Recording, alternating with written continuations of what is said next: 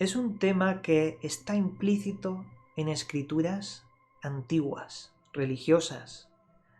Un tema que incluso podríamos relacionar con los manuscritos del Mar Muerto. Manuscritos que son en general textos apócrifos, los cuales la Iglesia no quiere saber nada, porque saben que forman parte del canon bíblico, pero ahí aparecen cosas que no forman parte de la construcción ficticia que se han montado para adoctrinar a la población desde la Edad Media hasta ahora. Veréis, hay un texto, Reyes 2:11, que dice lo siguiente: Y aconteció que yendo ellos y hablando, he aquí un carro de fuego con caballos de fuego, apartó a los dos, y Elías subió al cielo en un torbellino. Fijaos en la imagen representativa. Un carro de fuego, un remolino que hace subir a la persona en cuestión, a Elías, y desaparece en el cielo. Esto, desde, un montón de ufólogos, incluso JJ Benítez tiene un libro buenísimo de este tema, que se llamaba Los ovnis de Yahvé. Esto nos está describiendo el fenómeno ovni. Carro de fuego no es más que un vehículo con luces. Para la época, el único vehículo que conocían era un carro tirado por un caballo o por un burro. Por eso lo llamaban carro. Y el fuego era la bioimagen de una luz que envolvía ese objeto. Interesante referencia es el torbellino que absorbe a la persona y se la lleva, como un rayo tractor, ¿verdad? Es uno de los textos más representativos y extraños dentro de los textos religiosos bíblicos que parecen que nos están hablando de la temática ufológica. Vamos por otro. Génesis 5:24. Caminando pues, Enoc con Dios desapareció, porque Dios se lo llevó. ¿Qué quiere decir esto? No sé si lo sabéis, pero en el libro de Enoc tenemos la figura de Enoc que contacta con unos seres que obviamente se hacen llamar ángeles, pero estos seres bajan en una especie de carro de fuego que se lo llevan a otras esferas diferentes a la Tierra, donde Enoc conoce otro tipo de culturas, otro tipo de seres que no tienen nada que ver con lo humano, y le enseñan, aprende diferentes artes que podríamos considerar incluso tecnología avanzada.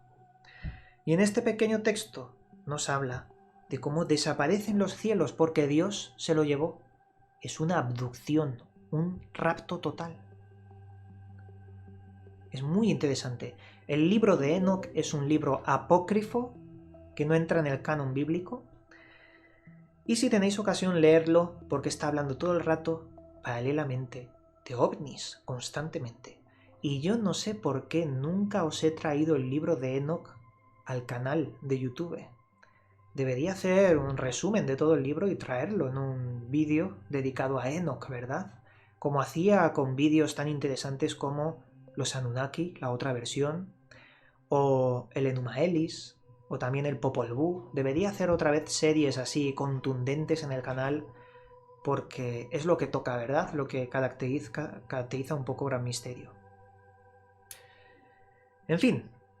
¡Hombre! Cristóbal, ¿quieres meterte aquí en el directo y nos hablas un poco de este tema? Porque es tu tema. Cristóbal sabe más que yo de esta temática y él sabe muchísimo. Yo te invito, por Discord podemos poner la voz directamente y podemos debatir esto un poquito.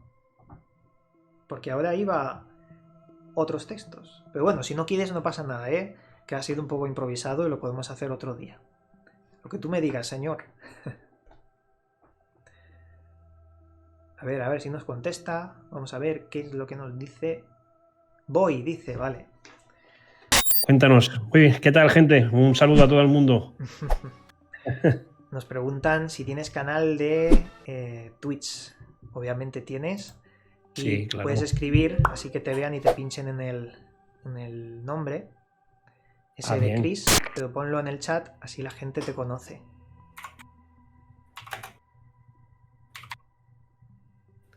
Hola, Está. compañeros. Vale. Pues Cristóbal, no sé si has oído los textos que he mencionado. Un poquito sobre... No, porque me acabo de conectar ahora mismo y justamente cuando he saludado me ha saludado. O sea, ¿sabes? No sé Bueno, cuáles son. ya sabes cuáles son. El de Carros de Fuego. ¿Qué opinas de Carros de Ujú. Fuego? El que hemos mencionado. Los carros de fuego. Estás hablando de los carros de fuego, ¿no? Porque Sí. hay una película que se llama Carros de Fuego. No. El texto, mira, aquí lo tengo apuntado como Reyes 2:11, cuando Sí, absorben a Elías con el torbellino. exacto. Exacto. Pero date cuenta que si lees bien ese texto, Mm, no se lo lleva en el carro de fuego, sino que es el torbellino el que se lo lleva y el carro de fuego es el que separa a Elías de Eliseo. sí, sí, sí. Sí, así lo hemos leído. Y Exacto. aconteció que yendo ellos y hablando, he aquí un carro de fuego con caballos de fuego. Apartó a los dos y Elías subió al cielo en un torbellino, es decir, no indica que fuese el carro de fuego. El carro de fuego estaba Exacto. como una presencia y fue el torbellino que lo Exacto. absorbió. Aquí siempre hemos visto un paralelismo en la temática ufológica. ¿Tú qué Mm. piensas al respecto? ¿Crees que se ha exagerado un poco o que tiene todo el sentido?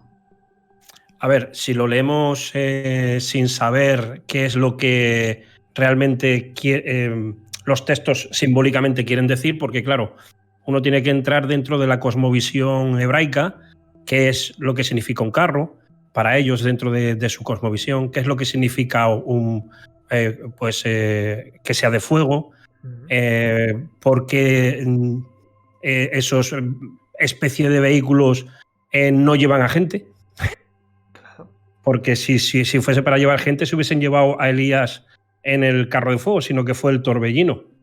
Mm, Torbellino es un símbolo de fuerza, de ímpetu, bueno, pero sí que está claro de que si lo leemos así de sopetón, sabemos, y todos los que nos gusta el fenómeno ovni, vemos de que hay UFO, o sea, lo que es como el fenómeno ovni. Pero eso es rizar el rizo. Por ejemplo, el libro de Ezequiel, que es un libro del profeta Ezequiel, que lo han mencionado muchísimas personas, que habla del fenómeno ovni, leen el primer capítulo, que habla de pues esa ida de olla, porque fue una ida de olla de Ezequiel, ¿no? Y qué es lo que escribió y qué es lo que vio en la visión, porque dice que fue una visión, no fue algo que vio, sino que fue una visión y qué es lo que estaba haciendo. Bueno, cuando uno entra dentro de la cosmovisión, todas esas partes que aparecen son mencionadas en otros sitios como se veía lo que era el reino de Dios, o en este caso donde Dios se supone que está, su trono, ¿no? Entonces, en sí parece una nave espacial, pero no es una nave espacial, porque en fin y al cabo lo que dice es que vio algunos seres que andaban como que no doblaban sus rodillas, que tenían no sé cuántas caras, y claro, estamos hablando de un bestiario, ¿no?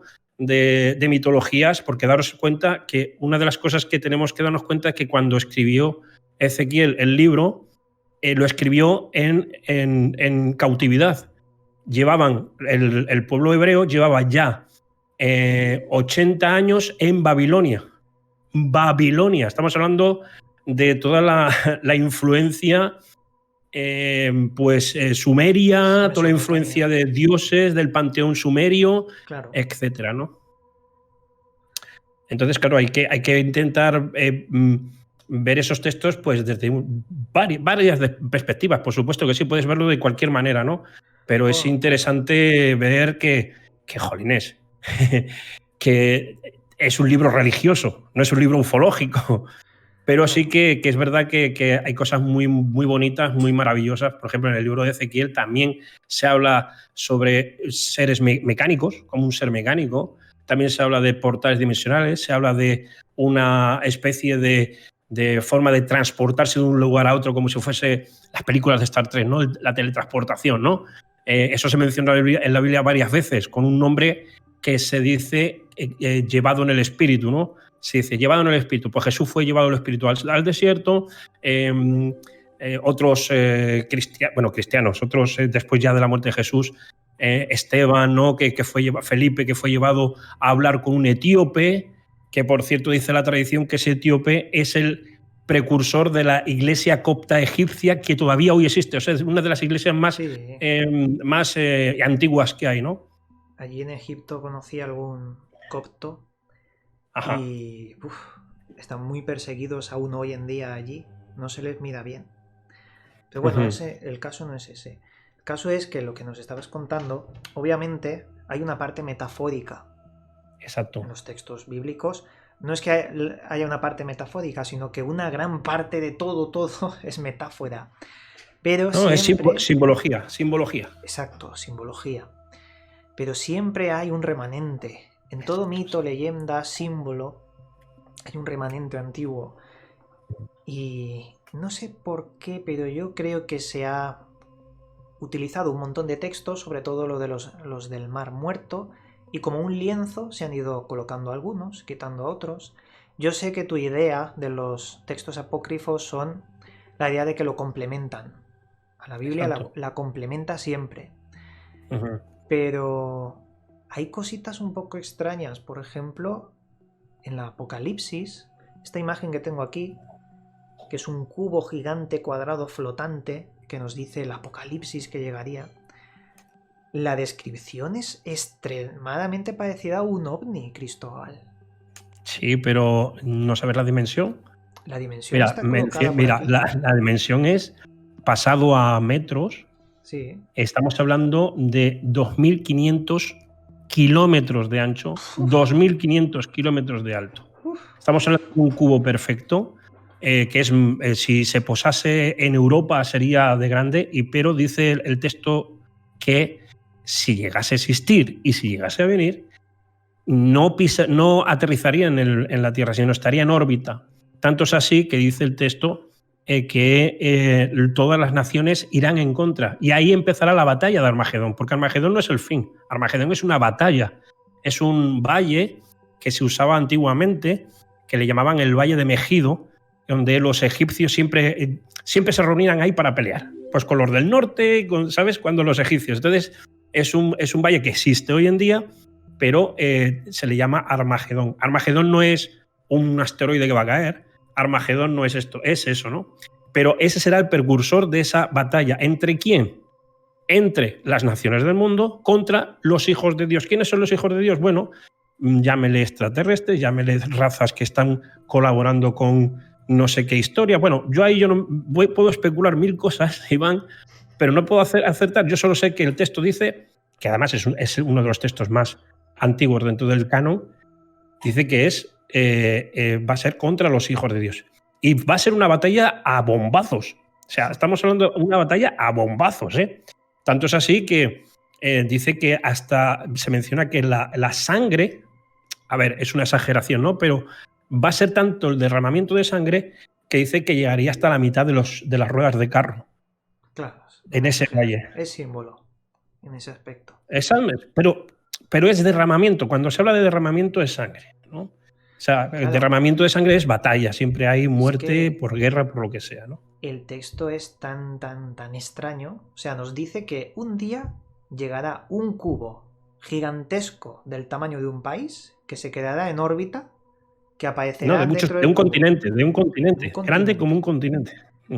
Que hay unas ventanitas dentro de ese cubo que se abren y se ve la figura de unos seres, que es extremadamente raro, y que hará que todas las naciones se pongan nerviosas y empiece el Armagedón con bombazos. Es un texto realmente raro, es uno de los más raros. Sí, yo he hablado con algunos teólogos y con algunos pastores evangélicos y tal, y todos me han dicho que sí, pero te voy a decir una cosa, cuando tú sigues leyendo el texto, Iván, te das cuenta de que no es algo quizás que puede ser físico, pero tiene un significado. Porque el texto dice, más adelante dice, y vi a la gran ciudad, la nueva Jerusalén, que descendió. Esta es la esposa del Cordero. Entonces, ¿qué es ese símbolo?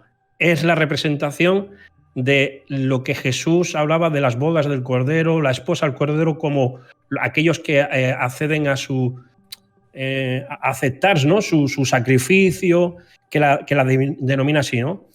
Pero claro, estamos hablando que los textos sagrados, cuando hablan de medidas, cuando pasan la medida, ya no es una simbología. Claro. Eso pasó en el arca de Noé, eso pasó en el arca de la alianza, eso pasó en la cama de los gigantes, en las espadas y de los gigantes que había, en las ciudades, en los muros de ciertas ciudades y en la Nueva Jerusalén, que es como se le llamaba, la Nueva Jerusalén. ¿Por qué nueva? Porque estaba la primera, que era la del rey Melquisedec, rey sacerdote Melquisedec. Luego está la Jerusalén de ahora, o Jerusalén, y la del futuro, que es que le llaman la espiritual, que es la de la ciudad de Jerusalén, la Nueva Jerusalén. Pero bueno, yo ahí... Aquí tengo yo una nota que dice: la ciudad de Salem, del rey Melquisedec, un notable sacerdote y profeta, no se registra geográficamente.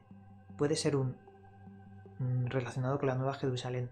Esta nota yo no la tengo clara, no sé por qué relacioné en su momento, porque son notas antiguas. Salem, Jerusalén, ¿es lo mismo, Cristóbal? Bueno, más que lo mismo existió dentro de la historia del texto sagrado. Eso está en Génesis. Tengo un vídeo extenso sobre eso. Esto salió por la siguiente manera. Conocéis a la figura de Abraham, ¿no? Abraham lo conocéis.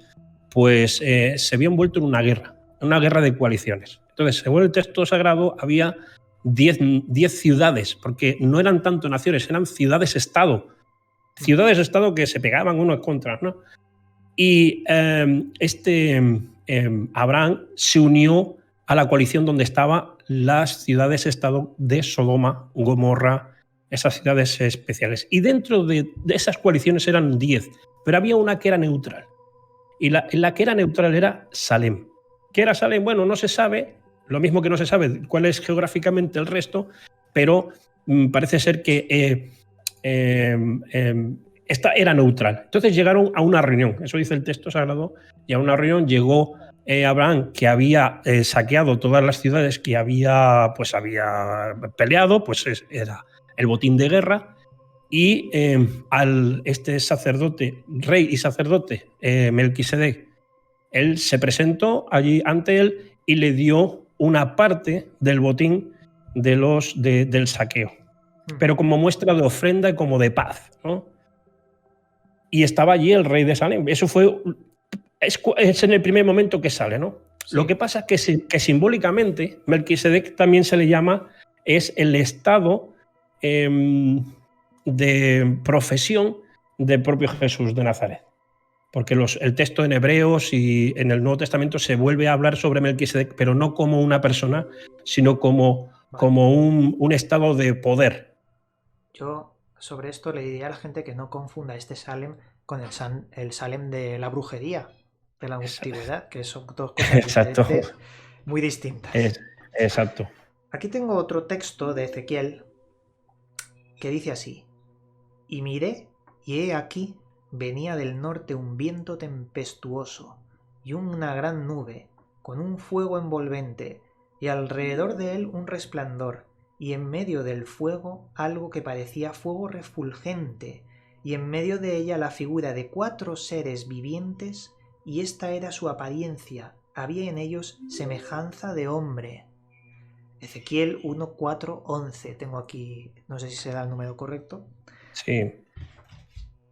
Cuando habla de seres refulgentes, resplandecientes, con apariencia de hombre, ¿nos está hablando de la figura de los ángeles? ¿O de una figura más parecida a, no sé, un humanoide extraterrestre de la cultura popular moderna de esta temática mitológica? Hombre, date cuenta que lo que era refulgente era el fuego, no los seres, sino que de ese que entrevió en ese resplandor refulgente unos seres con apariencia de hombre, pero no eran hombres.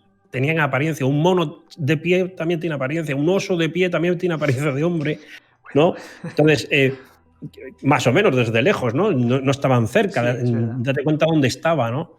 Hay que leer, si tú lees el primer texto, los versículos de ese texto, al principio ves qué es lo que estaba haciendo este Ezequiel. O sea, yo no sé si se le sentó algo mal, así, pero dice que le entró como un bahío, ¿no? Como tuvo una visión como aquellos que se fuman un psicotrópico, ¿no? Algo así. Pero lo vio, ¿no? Y lo plasmó. Entonces, sí, seres y muy extraños, además. Dice que andaban, pero como que no andaban, ¿no? Que no tenían rodillas, por ejemplo. Como que flotaban. ¿Qué sí, cosas? Sí. ¿Qué cosas? O sea, son seres muy extraños. O sea, tiene que ser una simbología porque físicamente o antropológicamente un ser no podría moverse si no tiene articulaciones, ¿no? Bueno, hay un montón de casos, pero muchísimos, dentro de la ufología, de seres que están... aparece una luz, un fenómeno ovni. Luego se ven humanoides que están flotando y no se les ve la rodilla. No flotando en vertical, sino en horizontal. Unas cosas muy, muy raras. Hay casos rarísimos.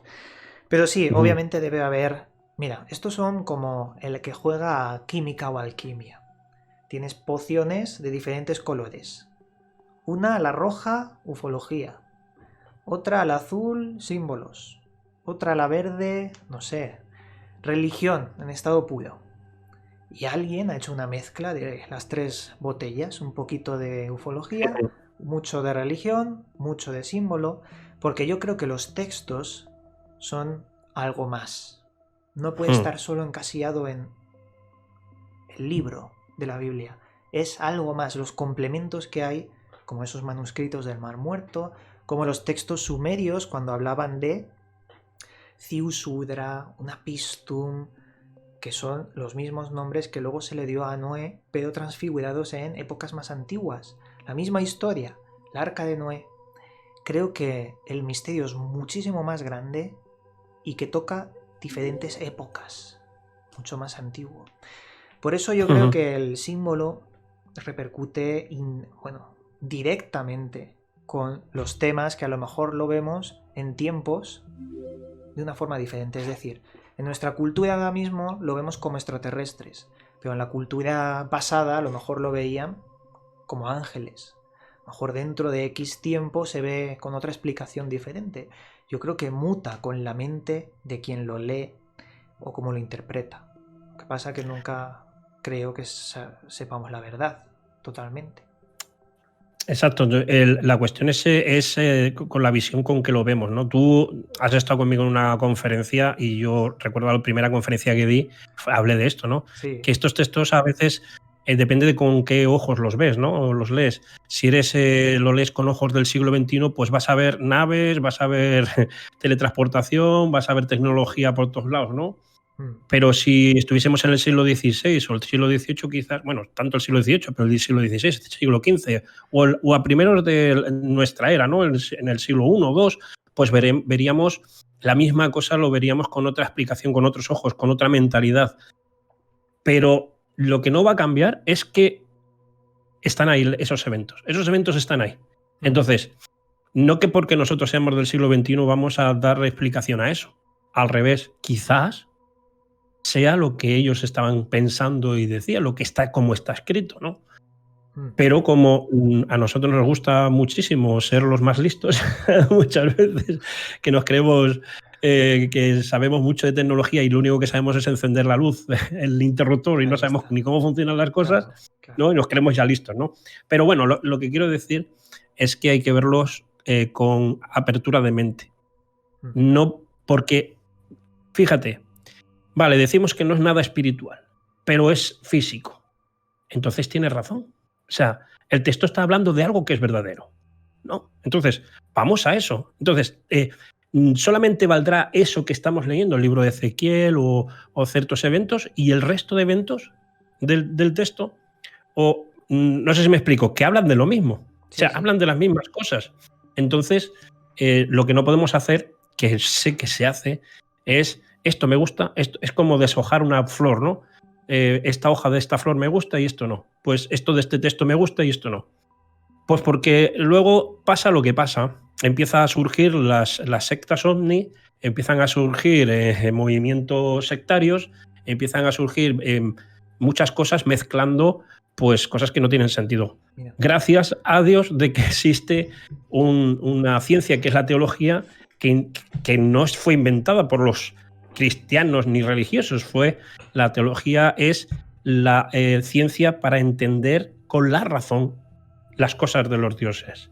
Con la razón, no con lo espiritual. Entonces, ahí están, son los métodos de estudio, los métodos exegéticos, hay muchos métodos para ver si realmente lo que se está hablando es una cosa simbólica que quiere decir algo muy especial para el ser humano, que eso está muy bien, o es un evento físico, histórico y que pasó realmente como dice que fue, ¿no?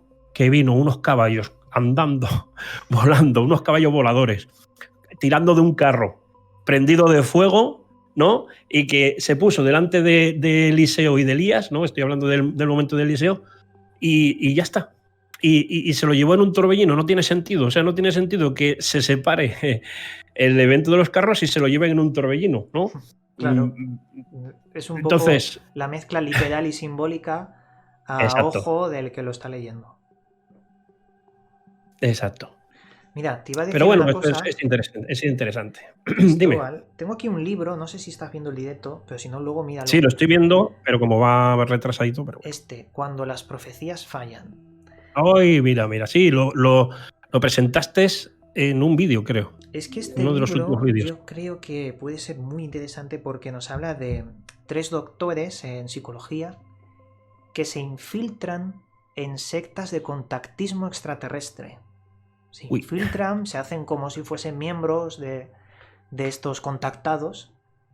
Uy, existe, ¿no? A mí me han dicho que no existe eso de las sectas de contactados. ¿Cómo que no? Uf, anda que no ha muerto gente por sectas de este tinte ufológico. Y descubren un montón de cositas sobre que es una religión moderna, la ufología sectaria, la ufología extremista, digamos, gente con el don de la manipulación, de la demagogia de la palabra, capta a gente con, bueno, pues con problemas emocionales, con problemas en la vida que necesita creer en algo, y hoy por hoy es algo real que existe. Y estos doctores en psicología descubrieron que es un peligro, que las sectas ufológicas las tenemos a la vuelta de la esquina y cada vez, con el paso del internet y demás, se hacen más potentes. ¿Tú te acuerdas de Heaven's Gate? Una secta que se llevó a mucha gente. Porque decían, tomaos esta pastilla que ahora cuando muráis un ovni va a venir y os va a recoger el alma. Sí. Pues eso... Y esa hay y muchas, incluso en Ummo, o sea, lo que es el tema Ummita, se crearon en los años 80 un montón de sectas muy peligrosas sobre todo aquí en España, Edelweiss, los Niños de Dios, sí. y bueno, sectas muy peligrosas sobre, pues eso, dentro del fenómeno ovni, ¿no? Muy peligrosas, sí. La verdad es que hay que estar atentos. Porque... Mira, lo de las profecías. Si me permites, claro, si me permitís, mira. Yo he hecho en mi canal no sé cuántos vídeos, en mi canal de YouTube, cuantos vídeos sobre profecías. Y yo soy de lo que piensa que las profecías están para no cumplirse. ¿Cuál es el propósito de las profecías? El propósito de las profecías no es que se cumplan. El propósito de las profecías es que la gente recapacite, ¿no? Para que no haya consecuencias. Y eso lo tenemos hay una historia que es un libro que está en la Biblia que se llama Jonás, el profeta Jonás. Pues esa historia va de eso, de una profecía anunciada, muy mala, o sea, una profecía pero brutal, que al final no se cumplió. Y la historia termina en eso. Dice, habla de la misericordia, no habla de... O sea, si yo os estoy diciendo esto y la gente de una ciudad recapacita, ¿por qué hay que mandar una destrucción? ¿No? Es como cuando un padre regaña a un niño y le da la profecía. Esta. Como sigas haciendo esto, te va a pasar esto y esto. El niño recapacita, lo deja de hacer, ya no se cumple esa profecía. Las profecías están para no cumplirse. ¿Qué pasa cuando se cumplen? Es porque no hemos recapacitado en las cosas que se están haciendo. Muy buen punto de vista, ¿eh? Yo no lo había visto así nunca. Tienes razón. Mira, yo te aconsejo, es un libro muy cortito, es una historia muy bonita, ¿eh? Está en la Biblia, se llama el libro de Jonás. Léela, por favor, que es muy chula. Vale. Muy chula. Además sale una ciudad de España. O sea, una ciudad de España no era España, pero sí que sale Tarsis. Sale un pez mitológico, un animal mitológico. Aparece... Bueno, es un tipo muy enfadado con Dios, que no quiere hacerle caso a Dios de ir a una ciudad babilónica, sumeria, llamada Nínive. Joder. Llamada Nínive, que es una ciudad que existe. Pero... Bueno, las ruinas están, Nínive está. Y entonces es una historia muy bonita. A mí me gusta mucho esa historia. Yo la he contado mucho a niños cuando he estado enseñando algo de Biblia y eso. Es una historia muy bonita. Es muy bonita, muy cortita y de verdad que enseña algo muy bonito, que es que las profecías tienen algo. O sea, ojalá no se cumplan las profecías del Apocalipsis, porque eso significará que el ser humano ha aprendido. Ostras. Pero al paso que vamos, está más cerca de que se cumplan que no. Pues el mejor mensaje que has podido dar, porque yo creo que es un mensaje muy bonito, el hacernos recapacitar sobre cómo va el mundo, porque si no al final va a pasar lo que ahí ponía, porque siempre hablando en símbolos, en metáforas, creo que es perfecto como la visión que nos has enseñado, Cristóbal. Y bueno, yo te doy las gracias de haberme acompañado aquí en este pequeño rato y a ver si lo hacemos pues con las cámaras desde el principio. ¿Qué te parece hacerlo en unos días? Sí, porque ya sabes que estoy de momento dispuesto. Estoy a tu disposición, ya lo sabes. Muy bien. Pues cuando quieras. Un saludo muy grande a todos. Le digo a la gente que Cristóbal tiene un canal, ese de Chris, que lo hemos puesto aquí en Twitch, ese de Chris, sí. Que no solamente hablo de estas cosas, que hablo menos, pero ahí estamos, dando el callo. También, desde hace 8 años. También está Cristóbal en YouTube, Misterios al Descubierto. Podéis encontrarlo ahí. Tiene muchos vídeos interesantes. Y nada, muchas gracias, Cristóbal, por acompañarme este ratito. Nada, muchas gracias a ti. Un abrazo. Venga, os quiero mucho. Un abrazo. Chao. Igualmente. Hasta luego. Chao, chao. Hasta ahora. Llegamos al final del programa. Puedes seguirme en mis otros 2 canales donde también subo información sobre misterios y enigmas. A su vez, también puedes seguirme en las redes sociales donde actualizo cada día su contenido. Que las estrellas guíen vuestro camino. Hasta pronto, amigos.